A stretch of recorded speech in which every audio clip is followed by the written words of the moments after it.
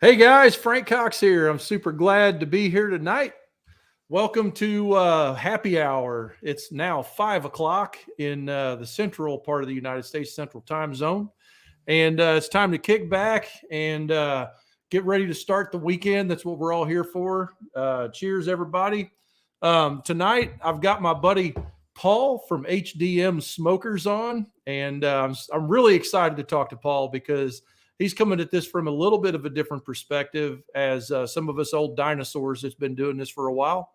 And it's going to be super glad. I'm going to be super glad to ask him your questions along with some of my own, and just kind of get a feel for what he's up to and get to know them guys a little bit. Real quick, a little bit of housekeeping. If you're on the Facebook SmokerBuilder Forums group and you feel like showing your name, the only way your name will pop up is if you go to StreamYard.com/Facebook and you allow it to show your name. Otherwise, that's okay if you don't want to. Just tell me your name if you want me to know who you are in the chat. Anyway, guys, I'm super excited. We're going to get right into it.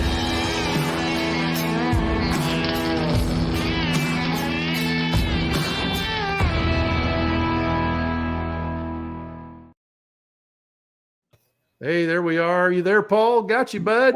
How you doing? I'm right here, man. How you doing, Frank? Doing good, doing good. We're getting all the streams to shake hands here and stuff. Guys, welcome to the show. This is my buddy Paul Maya from HDM Smokers. He's down in that little hole down there by Katy and Houston, Texas. What town is it actually? Breckenridge or something? It's called Brookshire, Texas. Brookshire. Yeah. Brookshire, Texas. Yeah. So tell us a little bit about your company there, just kind of so people know who HDM Smokers is. So HDM Smokers, of course, we just launched this year in 2022. Myself and two other business partners came together and we co-founded this company. Each one of us coming in with different skill sets. You know, in my particular case, I'm an operations manager. So I'm kind of the guy that's running the shop and making sure that what we're trying to sell is what people want to buy and do it with good quality, you know, and try to do it at a pace that's consistent with keeping the business running. My two other business partners, so it's Slade Den. He came in, with a lot of help financing a lot of our equipment, as well as his connections in the barbecue community with a bunch of pit masters. And then Glenn Henderson is also my other business partner, and he has a lot of connections with networking and reaching out. He has a very far outreach, if you will, with just a lot of different people. So that's who we are. You know, we're coming in. We want to get into this game and start building some really good quality smoker pits. Yeah. So, it's been really cool to watch your journey unfold and stuff like that. You had a career in welding previously, doing some other stuff. What did you do back in the day? So right out of high school, I went in to work for a company called Wyatt Resources over here in Fulshear, Texas, not very far from where I lived. And I started building what are called man guards. And what those were is just these large corrugated piping that were about anywhere from 8 to 10 feet in diameter. And when they were digging in the ground to repair pipelines, they would drop these in, to protect those guys from the dirt collapsing. Then from there, I moved into welding, putting together railroad bridges. So we did a lot of cool. Yeah, it was pretty cool. We did some really big stuff, and it was some of the hottest days I spent between two pieces of steel. There was times where for about 4 or 5 hours, I didn't see daylight. Between these two railroad or these two I-beams. And then I spent quite a few years in a machine shop, from running honing machines to deep hole drilling, lathes, a little bit of mill work, not too much. So I have a decent, amount of experience working with some steel and just steel fabrication. And that's kind of where that started, Yeah. So then you took a little bit of a hiatus, I believe, for a little bit and got into some, phone call stuff, insurance and stuff, I believe, wasn't it? I did. It just kind of happened by chance, I was out talking to my insurance agent at the time, And, my wife was always in the habit of asking if people were hiring just to know for other friends and stuff, right? Pretty young in age and just looking around. Everyone was trying to establish a career. And he was looking for someone that spoke Spanish and that was good at talking. And I was good at both. So, he offered me a job and I went from there. And then I spent about 14 years in the insurance industry. So. Oh, wow. That's cool. Yeah. So now 2022, the most expensive time to start a pit building business. So tell me a little bit about, what it was like to make that transition. Like what was the main thing that was like, okay, that's it. I'm doing it. What was the aha that happened there? There was a change of management at my previous job at the insurance industry. And I was actually looking to find something closer to home. So I took that opportunity and I was like, you know what, I'm going to go ahead and shift careers back to what I knew or what I've done before. So I guess it's a little bit different in the sense that some people tend to change careers, which is totally different from what they're used to doing. This was something that I was just going back to my roots, if you will. I mean, all the way back to when I was in high school taking welding shop and I was in ag mechanics and FFA and all that stuff, So for me, this has kind of always been my drive. So then, fast forward a few months down the road, I was talking to Slade, it's my good buddy, and he actually had approached me almost a year ago from today, asking if I wanted to get into this business of building smoker pits. At the time, I wasn't ready. I really wasn't. I was in a good place.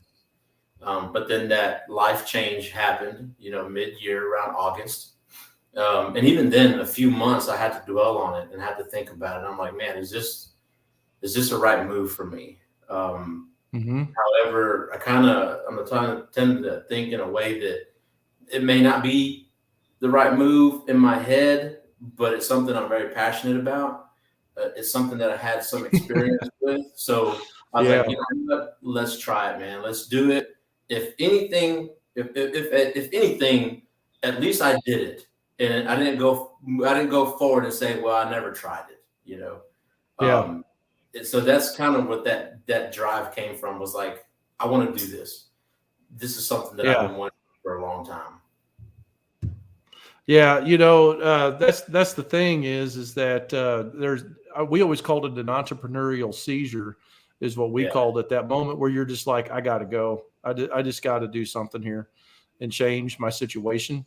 And then, I got a post, I schedule some of my content because I'm pretty busy, and I got a post coming out here in a few minutes on my SmokerBuilder, I think, a little bit after this show, maybe, talking about that video that Mike Rowe put out the other day that says, it's been a while, but it says, don't follow your passions. And I laugh. I mean, I love Mike Rowe, man. And getting back to your roots and stuff like that, and then taking the plunge and risking it all and starting a business that you have no name, you have no, you got nothing, you got no jobs, you just push it all in, man. Yeah. And I remember the day I did that in the refrigeration trade in 2002, August 26, 2002 was day one, man. And man, my situation was laughable, old 1986 Ford F-150 pickup that took a quarter tank of gas to go 20 miles, and a few hand tools and a bag of wire nuts, man. And I was ready to go, Yeah. And they're scary, man. It could be scary. How do you feel now that you've done it and now that you're in the shop and working? So when we first launched and, we came in January 3rd, hot and heavy, right? To kind of preface that date, we had already been in the shop prepping for about a month and a half. So I've been purchasing tools, researching the right equipment, like what we wanted to use, and starting in this business, very scratch with of course we had some investment money, to kind of get some of the equipment, there's some things that we've had to trade off. There's things that we just couldn't afford. There's some things that we were absolutely, it was like we had to have it. I mean, I made a list that was need and want. Because I had read about, doing things. I'm like, look, we absolutely need a welder, right? We need a grinder. And then there's these certain tools that I'm like, okay, well, we want this tool, but it's not a need. We can get by it. Now that we're about 3 months in, those want tools have now become realities, because we've seen that without that tool, we can't get ahead on a certain job. Some guys might have seen on my Instagram page, and you even helped me out when I asked you on it. I was like, I got this tank that's out of round because my doors or whatever, right? And we had to get the tool. And I told you, we spent like just under $300 to buy this tool, and we got it done in about 15 minutes flat. But had I been sitting there dwelling on it and thinking about it and just, sitting on my butt on a chair, how am I going to fix this? I probably would have wasted a whole day, So those are some of the things that when we came into the business, when we first started, we're like, well, we need some tools, but we can't afford everything,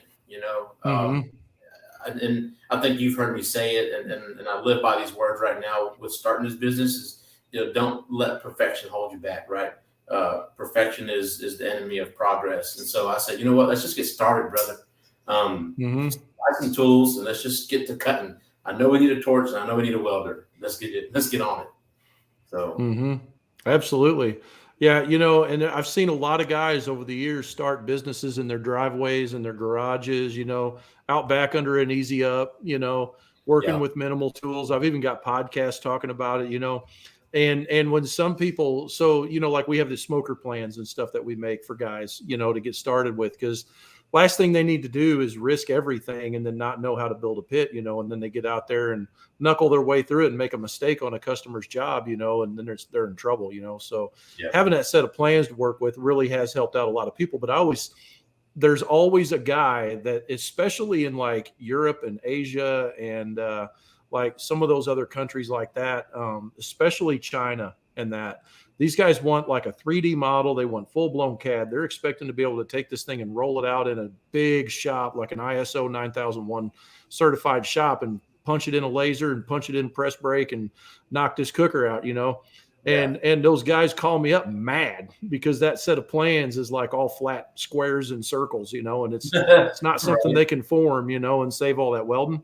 And I always tell them, I'm like, guys, listen, these plans are not for a shop like you. That's a whole nother level of CAD. This is a $79 set of plans, in some cases cheaper than that. And like the design is put together for the guy that I imagine, and this is how I describe him. The guy in his driveway wearing flip-flops, shorts, and Crocs that's got a grinder with a cutting disc on it, not even a Metabo, but like a DeWalt grinder with no guard, a slicer disc, a cutting torch, and maybe a ball peen hammer, possibly, and like a flux core 140 welder. Like that's what these plans are drawn for. They're to help those guys that are getting started, and gosh dang it, it's just such a cool thing to watch that guy get started and start to develop a business and feed his family and have some dreams and some visions and stuff. I would rather work with that guy than anybody in the world. It's just, it really is fun, man. And so, watching you guys get together, right. And raise capital and get together and fund the equipment and take that risk out the gate, man, is just, is really impressive, and I know some of the guys watching, they've done the same thing, and it's really cool to see that. Like, we need more pit builders in our industry. There's just too much demand and not enough pit builders. That's just all there is to it, How do you feel right now as far as the outlook? Going through, you've built a few pits, you're taking on a big animal. You got this big 1,000-gallon you're wrestling right now in the shop, you and one other guy. Like, how do you feel going forward? Are you excited about it? I am, man. I really am. I built aside from the small, like the patio cookers or like backyard smokers, what we call them, I've built some before that, but the same size. I've never built 1,000-gallon. But my mindset is like, look, if I can do this, I can do this one. I just scale it up. You know, it's Yep. got a couple of extra doors. It's a little bit heavier than what I'm used to. But the nice thing is that if you get the equipment that you need to move those things, it makes it a lot easier. But I was actually, I'm the type of person, I have a personality that I like to when I see a challenge, man, I dive in head first, you know, and I said, I'm going to do it. I'm going to complete it. I'm going to finish it. And it's going to look really good. At least in my eyes, it's going to look really good. Right. Dude, I mean, it looks great. That cooker looks good, man. I mean, look at the doors. Look at how them doors tuned in, and you know, that's not an easy one. That's what, 3/8 on that cooker. That was 3/8. Yeah. So, man, that's really killer. You know, to get that kind of tune on some doors like that, and it just looks great, man. Thank you. Appreciate it. You're learning a lot with the plasma table. You know, you're incorporating your own spin on the parts. You know, you're checking all the boxes. I think that's great. So go ahead. No, go ahead. Go ahead. I'm gonna take a sip. Okay. I was gonna say, as far as you know, just locals and stuff like that, do you have a lot of people running in your shop and looking around and kicking tires and, you know, we do thinking about buying pits or anything? The nice thing that I like about where we're located, and we're actually renting space in a 5,000 square foot building that we share up front. Actually, it kind of reminds me of one of those commercials if you remember seeing, where it was like insurance agent and dentist in the same building. You know what I mean? It's like two totally different things in the same building.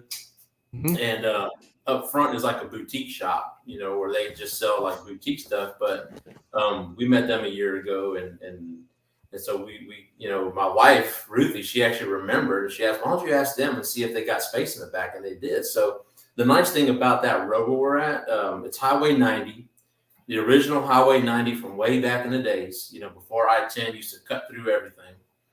And so we get a lot of traffic that comes through there. So what we do is we have our smoker pit that we built on the off-road tires, you know, the golf cart tires stuff. We pull it out to the street every day, and we chain it up to the stop sign or whatever we can. You know, we chain it up and we sit it there, and then we'll get people that'll come in, and you know, they'll come knocking at the back. "Hello, anybody here?" And you know, of course, we're banging away and grinding or whatever, and we got earplugs, so we can't hear anything when they show up. And we start talking, and so people are starting to see that we're there, you know, and they notice. The other thing that helps us a little bit too is, prior to them moving into that building, there used to be a company called Hartman Welding, and they're still in town, but they do more structural stuff. You know, they're not doing what we're doing.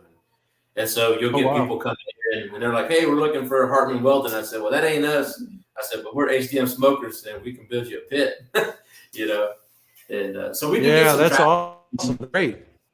Yeah. That's awesome. Is them Hey Dudes you're wearing there? Yeah, man, there are some Hey Dudes. You got the Hey Dudes. Yeah. I always laugh when I see people wear Hey Dudes. Well, guys, listen, we're taking your questions in the chat down there. Don't be afraid to pop a question in there. We're going to get into some technical stuff whenever you're ready. Yeah, you know, Trey was like, "Hey, I'm Trey Lindsay on Facebook." He's saying, "I really like these videos." I'm really enjoying doing these interviews. I think it's really great content. It's just another way that we can get pit builders talking to each other. You know, it's what I really like about our industry is it's not just something that's like all the guys that are in it for money. We're not just competitors. You know, like you go to a contest or something, you see your brother pit builders, and we're just all hanging out, you know, having some drinks. Like we went to the Royal. What we do at the Royal is we go around to everybody that builds pits. You know, we just hang out with those guys. You know, it's like our own little subculture, and I really like that. You know, have you are you close by any other pit builders in your area? The only ones that I know that are out here. There's Gator Pits of Houston, right? And they're right down the road on I-10 to us. But I haven't had a chance to meet him. Yeah, Rich. Haven't had a chance to meet him or see him in person. And then I'm trying to think of the ones up here up north in North Houston. But there aren't really a lot of pit builders out in this area. There's a Lindsay Welding Services. He builds pits, but he's out of Montgomery, and I follow his page and he follows me, and things like that. But there really isn't a lot like in this west side of Houston that I'm aware of, that I know of, so it gets kind of a little bit Where's more. Pitmaker? Where's Pitmaker in relation to your store, your shop? Do you know who they are? No, I don't think I've heard of Pitmaker. Yeah. Okay. So you got to go by Pitmaker shop. He's in Houston there.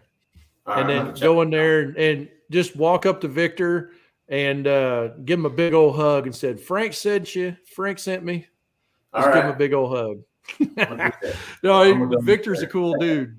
Yeah. Cool. Anyway, we had some good times. So I do know that Victor's down there and Rich, and I'm sure there's some other guys I can't think of right off the top of my head. That's really cool, man. We got our first technical question here for you. Yeah. Let's get him up here. Trey wants to know if you used the porta power to fix that sprung door. I did. Well, I used a rendition of the porta power. It was whatever.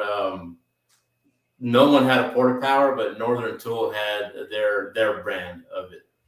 And we did use it was a 10-ton that we put in there. And what we ended up doing was started pushing that where the door was at, and just kind of working it out, and then letting it relax, and then eventually it came into place. It worked really good. Actually, I was quite surprised at how well it worked and how fast it worked. I say that with a grain of right, like however that saying is, that it may not work that well on other ones.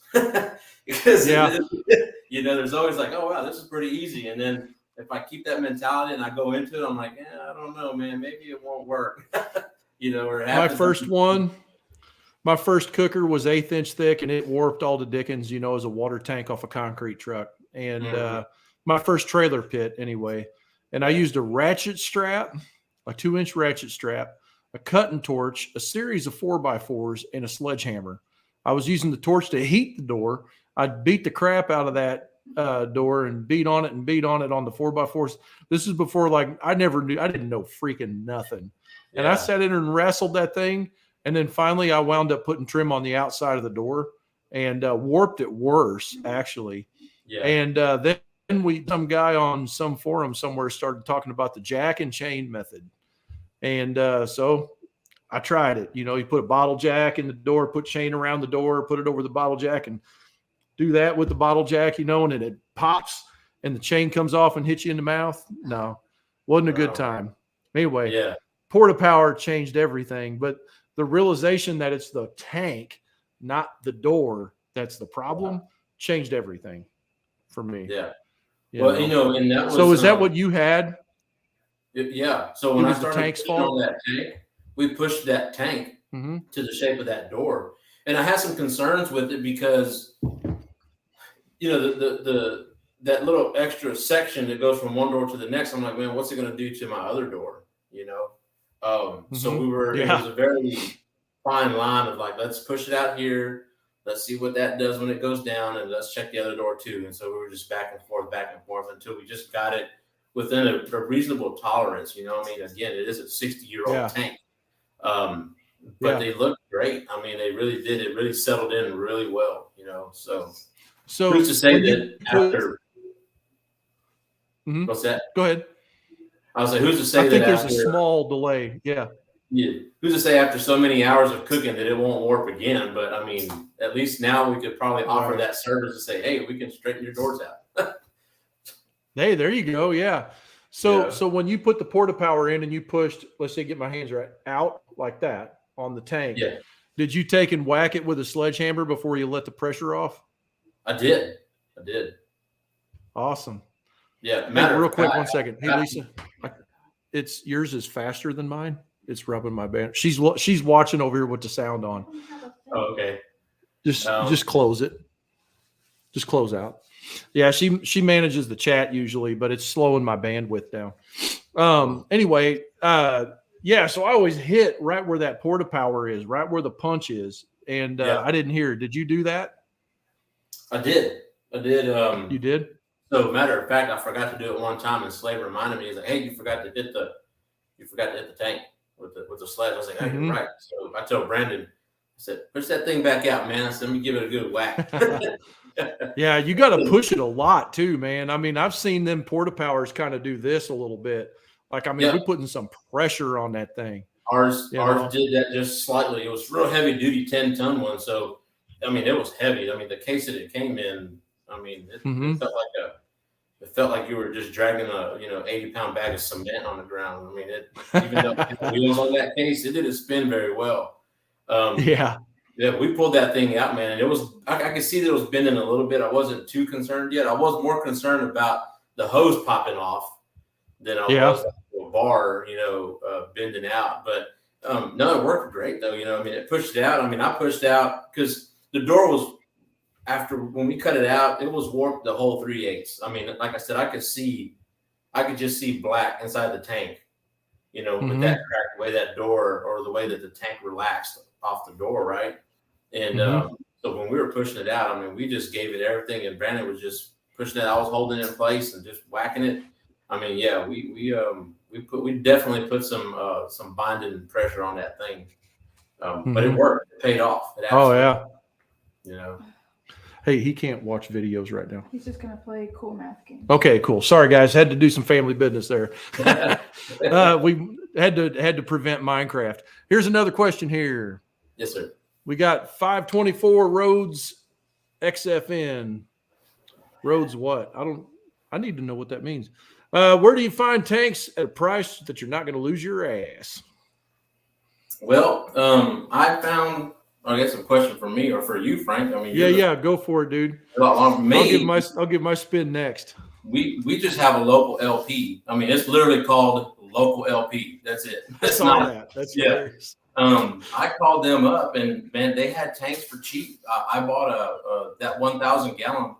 I say only because I thought it was pretty reasonable. Only ran me $400 for 1,000 gallon. That is a good price for 1,000 gallon. Yeah, dude, that's like half. Yeah. I actually had someone asking me. There's a guy, Gary Nasher, out of Nebraska. He had asked me, he goes, this guy's quoting me $100. Is that something reasonable? I said, actually, from what I've heard in different parts, of the country, and just even here in Texas, that's within reason. I said, I just probably happen to get this one really cheap. And then even the smaller tanks are even cheaper. So right now, local LP is our source out here, I just don't know if they have, when we start getting busier, I don't know that they'll have the volume that we need, so that's something that I'm going to have to figure out too as time goes by. So, the best relationship, in my opinion, to form is not with the propane delivery guy and not with the guy that owns the company. It's with the guy that drives the truck that goes and sets the tanks. Because when that guy goes and swaps a tank out to someone that has a personal tank that they own, they usually don't take it back and try to use it. They usually just take it home. The guy does. And so up here, like Feral Gas, All-Star, or AmeriGas, these big chains, they will not sell you a tank. But their drivers know where the good deals are on the personally owned tanks. And if they can't haul it out of there, they'll tell you where to go. So bring those guys donuts. That's what I always say, or beer. Depends on the driver, I guess. But that's what I have to do here. Is literally I got to drive an hour and a half to go down to the guy's name is Tiny, and he is not tiny. I go to Tiny's house, and he sells me the tank, and I can't go down there with less than $1,000 because he's going to be like, you can buy one for 1,000 or you can buy three for 1,000. And then I'll be like, okay, I'll take three. So that's just how I have to play it up here. But you could go to places like BLT Tanks in Kingfisher, Oklahoma. That's those guys right now. They have their prices published on their website. And BLT Tanks will haul you a semi-load. The problem is that it's going to cost you about $1,700 for the truck to show up, and you can mix the truck, I think. But if you go there and pick them up, you can get a pretty good, okay deal. You're going to get a decommissioned tank that's already open and everything, and it's been sitting out in the yard for a while, baking in the sun. So that's a pretty good deal, I think. And basically what'll happen is the 1,000 gallons going to be $800 to $1,000 is what's going to be. Plus you got to drive and go get it, you know? So I've never personally went there, but I got a lot of buddies that go there. So that's a really good question. And then Titus popped in. If you guys missed last week, go to the YouTube channel is the best place to go. You can see my interview with Titus last week, Bobby Titus, Titus Smokers. And that was a great time. I really had a good time. He's out of California, and he says this industry is way better than the off-road industry, which is where he started. Yeah, totally. We're glad to have you, bro. Anyway, he's saying the same thing. Big wig. Randall Barbie. So how do you like the table? 4510 Lincoln Torchmate table. I like it. So with that said, there's always a condition. This is my first CNC table, so I'm very spoiled at the technology that it's giving me right now and the production that it does. There's things that I'm still learning. I've still got a little learning curve. So that's like my big if part right now. Like I love the table. I wish I just knew how to run it like that, but I don't. And it takes time to learn all those things. So that's where I'm at right now. So it comes with some frustrations, but the thing with Torchmate, when I bought it, they actually throw in their Torchmate Academy. So that's cool. The basics on how to run it, how to keep it maintained, troubleshoot it, and then I've had to make 3 calls already for technical support, and they've been super helpful with me. I hear mixed reviews on that some people said they can't get any help. Some people get amazing help. I've been on the side that I've gotten, stellar customer support service.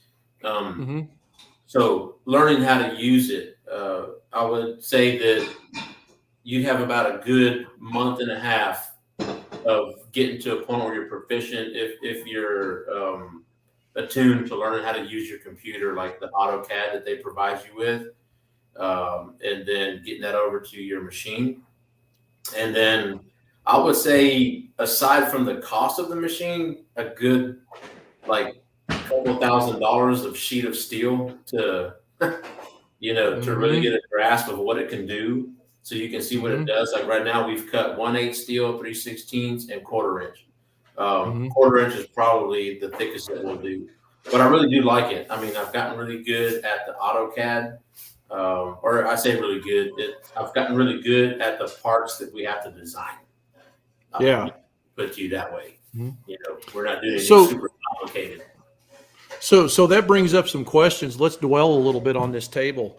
So for the guys that are wondering, what's the price point on a 5x10? So on the 4510, they have a base price, and I'm trying to remember numbers exactly, but we got it with upgraded software. We went ahead and bought all the plate guard, that Lincoln Electric sells that you mix in with your water. We bought the extra consumables packet, or like the starter consumables kit. There's what they have, the software is called Pro Text Form, that allows you to shape your letters to whatever sign you want to do. But all in all, it was about $43,000 for that whole thing. Wow. Everything. That's with delivery too. They included delivery. The nice thing about this table, is it comes assembled. There are other CNC tables that just come in a big old box with a set of IKEA instructions. I had one. That was my first one.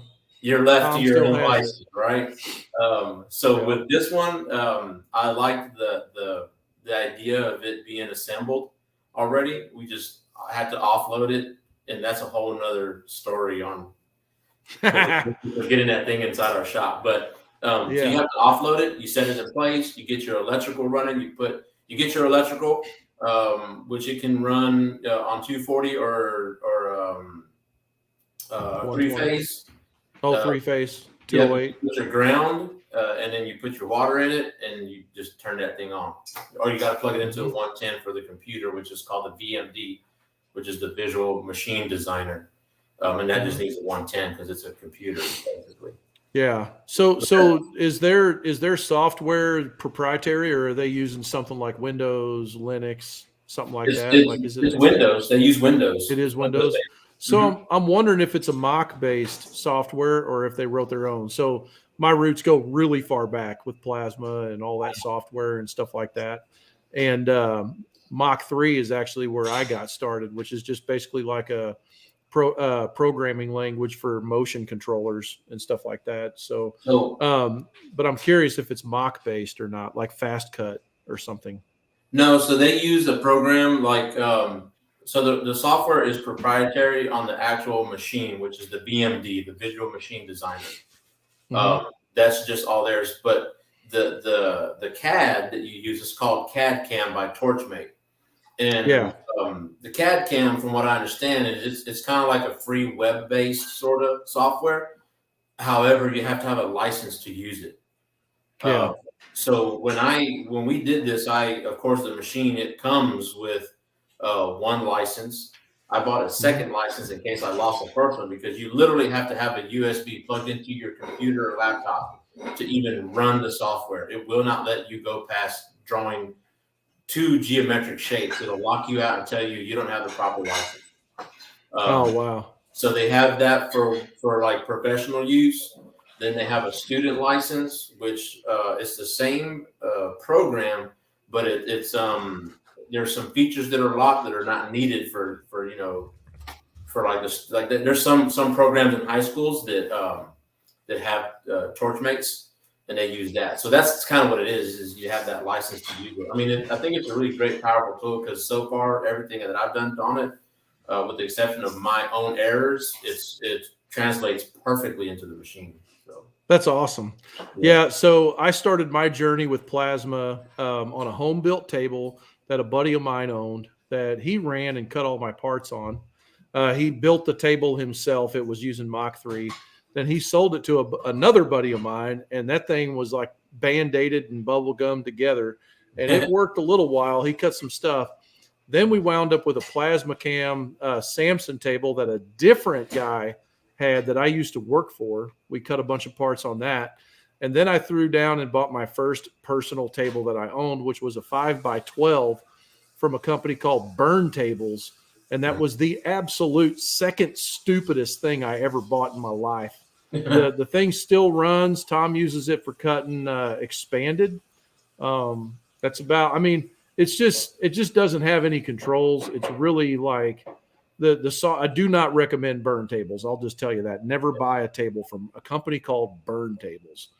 I'll go public on that one. One of But the things that I really liked on that 4510 with Torchmate is that they do you do cut on a water pan, basically. yeah, Table. So a lot of your sparks and your slag and the fumes that smoke. come off of it get trapped in the water. And that Yeah. actually, because that was important to me, because in the shop that we were at prior to us going into the shop, I had talked to Lance Hartman from Hartman Welding. He had a table in there, and he said that the table they had, it just created so much smoke in there, and the ventilation inside that building was not that great, that they just didn't like using it, and that's kind of, to me, one of those things, like, don't buy a machine that you're going to regret using later on, because then you just got all that money sitting there doing nothing. Oh yeah, absolutely. So even though I paid a little bit more money for this machine, I think with the learning curve, it was much faster on how to use it and to get designs cut. But also just in general for our own well-being of not having all these fumes and smoke all over the place, Yeah. So the table we wound up getting that I freaking would recommend over top of everything out there on the whole market is a table from a company called Star Labs. And Star Lab is a Command CNC based table, which is Linux. That table, I mean, you might as well be cutting with high def or a laser. I mean, it's just so tight on that machine is. And I mean, you could just look at some of the parts that Tom's cutting on that thing. And Daryl Stites, I don't know if he's watching tonight. He's the one that actually convinced us to get that table. That's Big D's Custom Smokers and or Big D's Metal Works. But anyway, that's a freaking good table. So I'm gonna have to check out the 4510 a little bit. I I haven't really kept up with Lincoln too much. Now, I will tell you this. I do know they're all built in Nevada, start to finish. I wound up on that. So it is a U.S. built machine. Yeah. David Crumrine just wants to remind you that you got a good deal on that tank, bro. Hey, brother, you ain't lying, brother. You ain't lying. When I called and I made that phone call and I was like, I'm looking for a 1,000 gallon. He goes, yeah, I think we got one sitting back here. And I was like, cool, man, I'm interested. How much you want for it? I was actually expecting to hear something like $1,000. And when he said, he goes, let me talk to my boss real quick. Real old timer guy, man, comes back. He goes, hey, we'll take $400. And I'm like, I should have been like, I don't know, brother. I think I'm gonna have to do it for $3. Yeah. It seems like in 2021, 2022, we're paying about $1 a gallon. Yeah, is what we're paying for a tank these yeah, days. and I think what it is that they were probably they have a very small yard, so me taking that 1,000 gallon out of their yard probably helped them free up some space for sure. Space, yeah, for sure. So Jim, he's a loyal listener here. He wants to know, warming oven on top of the firebox question is, do you put a vent on top with small holes on the bottom so it will breathe a little or not? And I don't know, have you built one with a warmer over the firebox yet, Paul? I haven't. Yeah. You haven't? I'll go ahead and take this one here. So what I do actually, Jim, is I put a 4-inch pipe, basically, that goes up from the top of the firebox up through into the warmer, depending on if it's insulated or not. And then I put a teardrop damper on top of that, or some kind of a damper. A slide damper works too.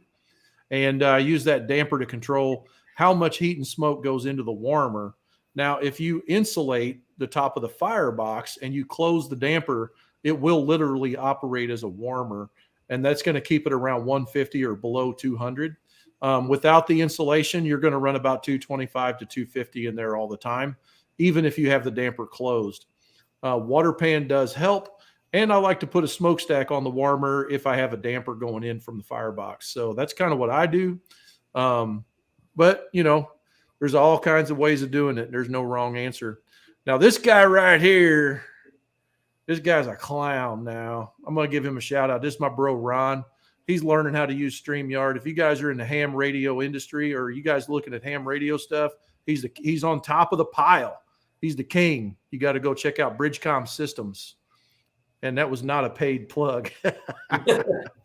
Anyway, yeah, so that's cool, man. So so you're doing the 1,000 gallon.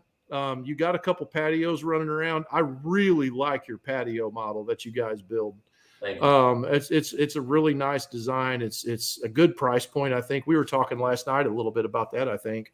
Yeah. Price point on that. What does that run? So we start off with the standard ones that come on the caster wheels. We do include, like a firewood rack at the bottom, and a slide out cooking rack. Those run $32.95, and it's all Schedule 10 pipe on that. I like to have spinning handles. It's always something that ever since I built pits, even in high school, I put this spinning handle on it. So when you roll that lid, it just you don't have to worry about this thing getting in your hand. Rolling in your hands. Yeah. I like to do that. So yeah, we build them. That is like that traditional offset. So it's an uninsulated firebox. And then right now we have the ones that are basically what we call the elite. We call it the Rouse 80 right now because it just started off as an 80 gallon, but we're going to build those in 100 gallon configurations as well. But that one with the golf cart tires and insulated firebox and 2 cook racks and tell true thermometers that we actually got our logo in them, which I'm really proud of that. Those are really cool when we got those in. Yeah. Those run about $56.95. And again, it's all Schedule 10 pipe and real heavy stuff. So. And you got the big wagon handle and the golf cart wheel system. It articulates and stuff, like it turns by the handle. I saw you pulling it across the yard. It's a big heavy pit. So those are Schedule 10, the bigger model. It is Schedule 10 pipe with a 1/4-inch wall on that insulated firebox on that one. Yeah. And so you're insulated. Let's talk about your fireboxes and how you insulate. How do you build out your fireboxes inside out? So inside out, with that particular one, I start off on that model. Done up. It's a 20-inch diameter pipe. And then we actually take the rock sool, and then we just take like some that baling wire, and just wrap it around the tank. And then from there we center it up, and then we build the box around it, a 1/4-inch wall. Now that I have the CNC table, because those first ones that we built, they were all by hand. I mean, we scribed everything by hand. We put a center punch, and we did all our radius circles and our cuts, and put guides and used everything. I mean, we built it just like original old school style, man. Nothing fancy. I did have some little flange wizard, guides on the torches to help us get the better radius, And so we built that one, but I like to build mine where they're flat, like the bottom of the firebox and curves. It's flat with the edge, so when you're cleaning it out, there's no lip that's going to catch or anything. So we put a little chamfer on it, and then we weld in deep, and then grind that smooth, so everything just comes out back nice and neat. And you're not cool. always kicking a weld and wearing that weld off. Yeah. So we just we don't have like the damper on our door, but we just have the basic where you just open it up. We just kind of go back old school where you just crack it. I've noticed that cooking on that insulated firebox, I mean, it really just needs almost like a 1/2 inch open, and it just burns so well. I mean, you get a good, nice blue thin smoke, real small fire pile, and it holds the heat really nice. We cook some sausage, so like they'll have market days at that place, at that boutique up front. So we just kind of kick it with them and piggyback off of their event. But we just cook sausages for free and market, to the public and say, hey, man, look what our smokers can do, That's awesome. That's a great way to get people, to experience your product. Yeah. Yeah. That's how we build it, and then of course we attach all that to the main cook chamber. Yeah. That's cool. And that's so what's next after the 1,000? After the 1,000, we were going to go ahead and build out a 500 on a trailer. Yeah, man, we're really looking forward to it. I'm actually really excited to just open up everything to of all the different models that we can do. Just show people what we can do, and just know that they can trust that whatever product we're putting out, that we're putting out the best that we can for them, and that we're going to be there for them with any questions that they have. So there's actually a really fun project that I want, and I actually got a killer price on this double 500 tank on a truck bed that's from the 60s, from the same company, local LP. And they've already offered it to me, and they just said, look, you just got to come pick it up yourself. But that encompasses me getting one of the big tow wrecker services, and they're going to have to hoist it out. It's huge, but I got some really cool plans for it. That's cool, man. Yeah. That's the fun part of this, is just like doing something unique that like these actually I got 3 of them.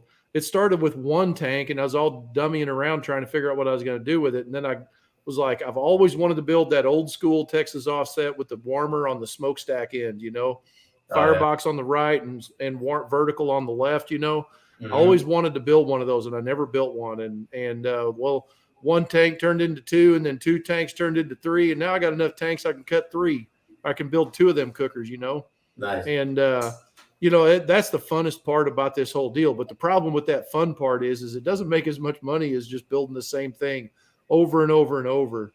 Yeah. So how do you guys think you're going to position yourself in the market? Do you think that you're going to have you guys really thought about it much? Are you guys going to try to build and then sell, or sell and then build? Have you guys thought about that?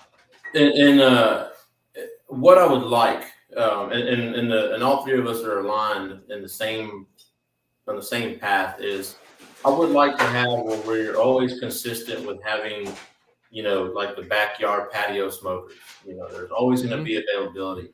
Of course, there's always the reality of how things go when you start putting that all together.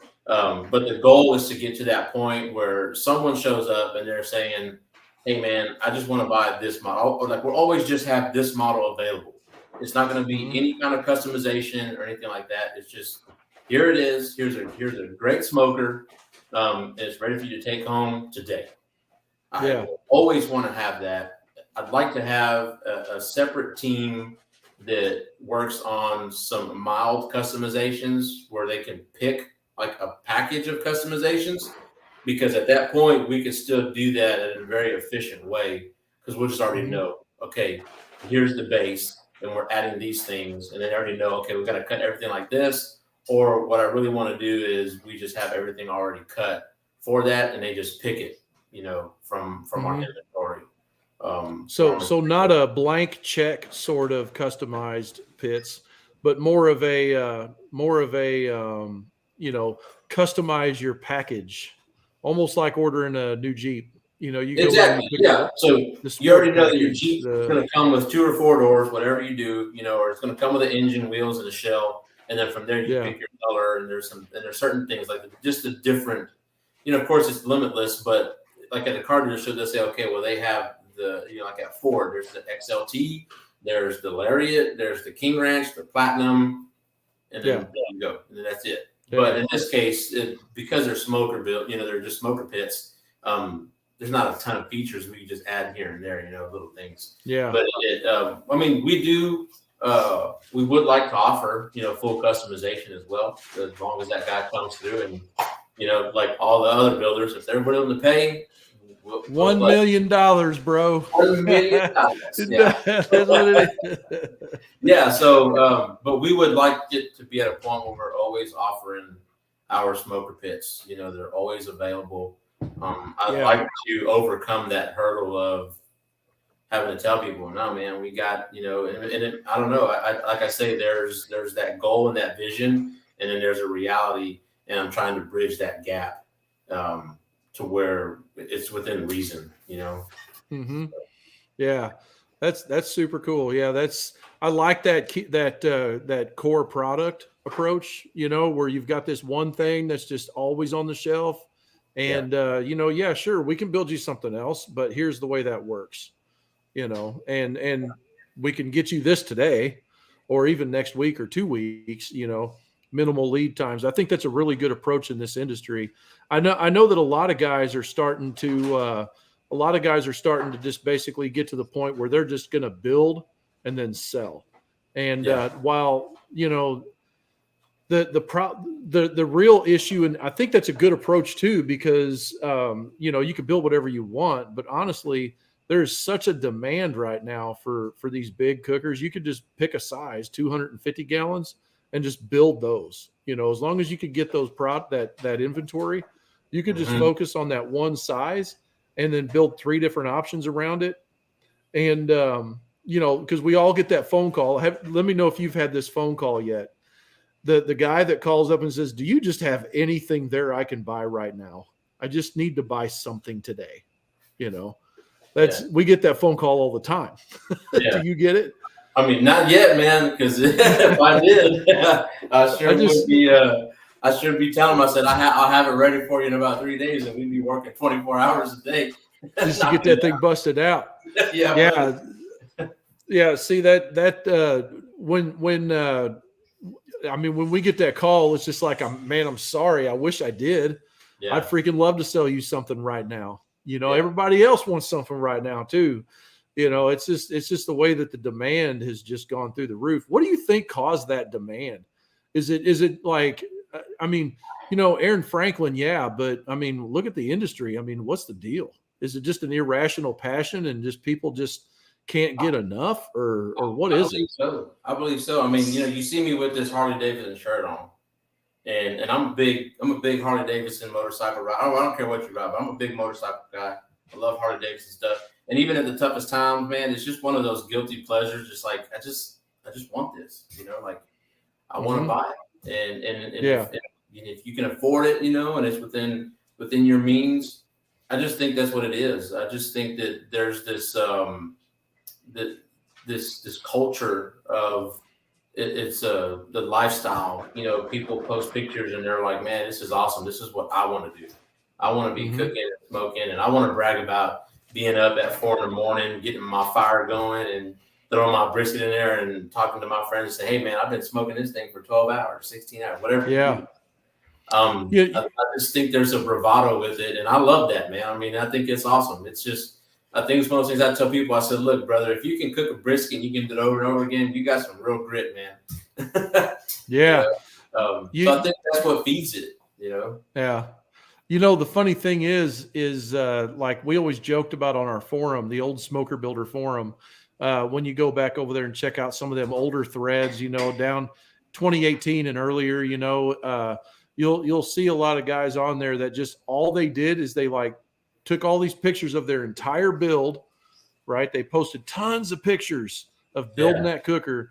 They got up to the day where it's the big hurrah, and they're posting pictures of that finished pit. They post a bunch of pictures of the finished fire. They post pictures of the raw meat going on the cooker, and there's no more pictures because like they could give a crap about the meat. They had so much fun building that pit. Now they're talking about the next cooker they're going to build, and it's just almost like you had to choose a path.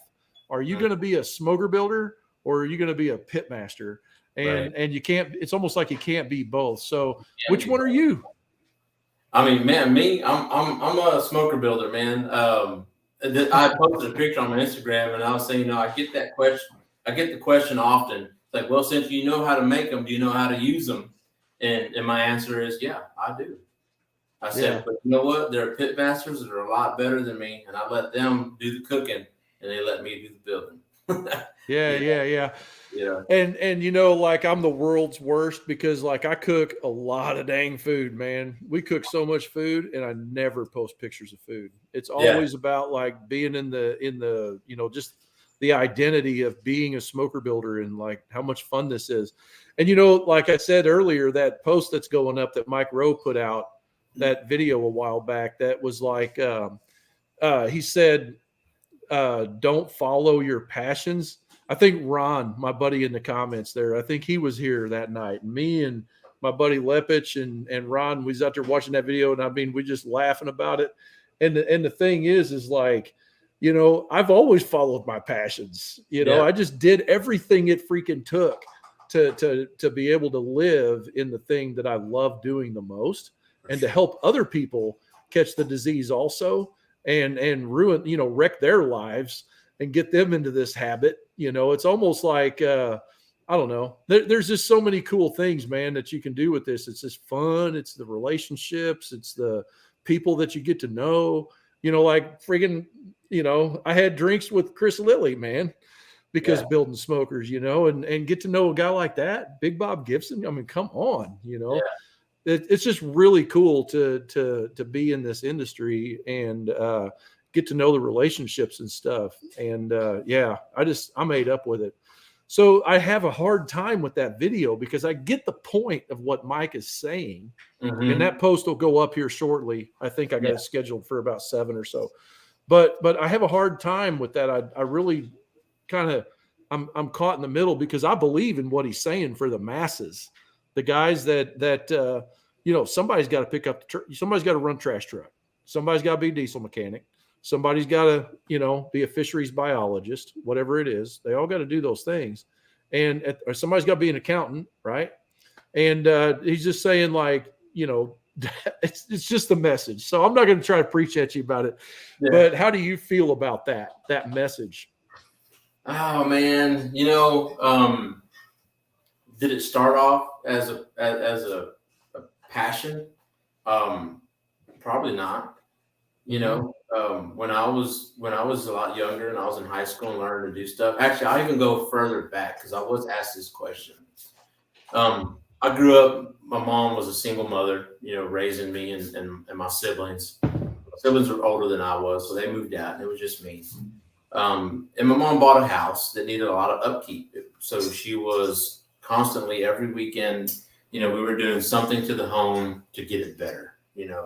Whether it be painting, changing baseboards, putting in floor, building this thing. And so at a very young age, I just learned to work, and I hated it because all I wanted to do was go play and have fun and be a kid. I didn't spend my weekends or the evenings going to like Toys R Us. We were at Home Depot. This is the story that I tell people.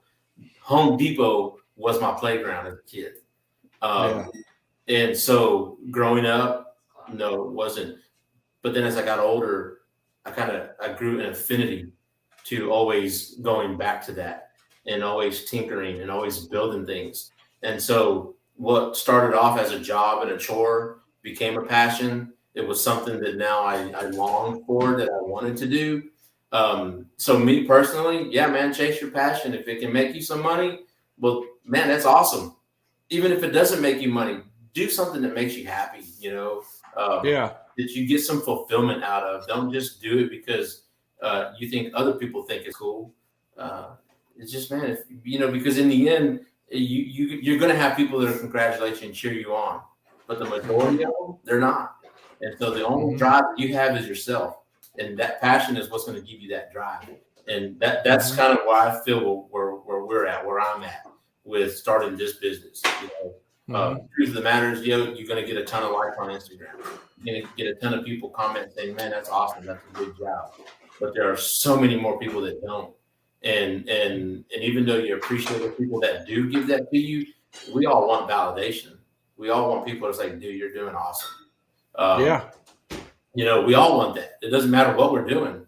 But passion is what's going to drive you past that and say, you know what? I don't care what anybody says. I'm going to do it anyways. And so that's what I feel bad. I mean, that's, I guess, my personal message about doing something that you're passionate about. So, yeah, absolutely. So here we're at the top of the hour here. So kind of give me your thoughts or your advice towards anyone that's sitting there on the fence. They're like 1 foot on one side and 1 foot on the other, considering to start a pit building business. What would your advice be? Oh man, I got to dig deep for that, brother. I knew you would. I got to dig real deep, man. Because hey, wait. So before you answer the question, when did you go full time? Because I know the answer. Oh well, January 3rd is when we opened up our shop, but I'd already been there somewhere around late November. Yeah. So January 1st was day one. Yep, was day one for us. And man, I would tell you, if y'all guys are looking into getting into building smokers or just your own business, I kind of, when we first into it, I thought about it. I talked to my wife. I always consult with her. If you have your better half or your kids or whatever, figure what's going to be the best move for them, or together conjunctively, because really whatever you do and whatever affects you is going to affect them. So if you work long hours, they're going to feel you working on long hours. Are they okay with that? Can they deal with it? Do they know that what you're doing is to better yourself and as well as them too? Put down on paper what it's going to cost, man. I mean, for us, fortunately, we were able to start with some capital, and we're in a shop. We bought some equipment. Not everybody can do that. I wouldn't have been able to do it by myself. I'll tell you right now, if I said, Paul, you're going to go in and be a smoker builder, I'm going to tell you right now where I was going to be doing it, in my garage, in my backyard. That's where I was going to start. If that's where you can start, then start, man. Because if you start, you're already a day ahead of the person that hasn't. You build a pit in your garage and you sell it, that's money right there that you got, and you can buy another piece of equipment or move on to buy another tank and get on down the road.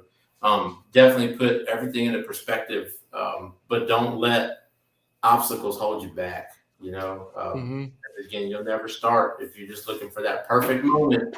You will never start, because there's never a perfect moment. What was that perfection thing you said? The quote Winston Churchill said, perfection is the enemy of progress. If you're waiting for things to be perfect, you will never progress forward. You'll be stuck in the same place wishing you had started. So that's where we're at. We started. It's not perfect at all, man, by any means. There's been some days that I've come home very defeated, but I went right back to it the next day. So yeah. And as long as I've been self-employed, I've never been the guy to look at what could go wrong ever. I've never been that guy. I've only looked at what does it take to make it go and what can I do or what is possible or forward, And there is a little bit of wisdom to be. I will tell you this, that like I am blind to it, and that's not entirely healthy. There is a little bit of you should at least be aware of what could go wrong, but don't focus on what could go wrong. No. All the what ifs and the buts and those kind of things. I've always just moved and went fast. And I just decide and do and massive action and just go. And I've lost a freaking lot of money, but I've made a lot of money too, So over the years, I guess just getting comfortable with failure and knowing that failure is not really failure. Really what it is, it's an opportunity to not do that again and learn from what you just effed up. And move forward and do the next thing that you should have done, and listen to the peanut gallery a little bit. The guys back there saying what you should have done, listen to them a little bit because they're actually watching you, possibly, and they might have some insight that you don't have, but don't focus on what they're saying. Just go and do. No. And so my advice would be don't not do it, but don't go into it without being in alignment with your spouse or your significant other or your partners or whatever has to happen. Because if you go in and you're not aligned, that's going to bite you in the rear later, man.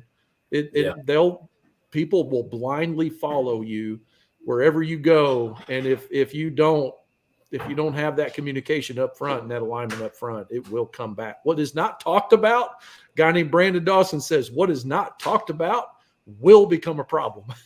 Yeah. So anyway, brother, I appreciate you, man. I'm super pumped that you were on here, and I don't want to put you on the spot, but you need to get back to me about the NBBQA thing. I'm super excited about that deal. Yeah, man. Girl's probably standing on the other side of the camera. Huh? Yeah. No, so I'll give you some more detail on that, man. Yeah, for sure. Yeah, cool. Anyway, if you guys don't know what the NBBQA is, that's the National Barbecue Association. You should check them out, nbbqa.org. If you want to be more involved in the barbecue industry, that's a great place to start. And they got all kinds of helpful resources, no matter where you're at or what you're doing in barbecue. Paul, brother, I appreciate you, man. Bob is over at the welding school with my bro Aaron, and they've been over there filming content, and I got to get back over there. But let's do this again sometime, man. Yeah, for sure. I'm down. Cool. Appreciate you guys. And this is going to be up for replay as soon as I hit the stop button.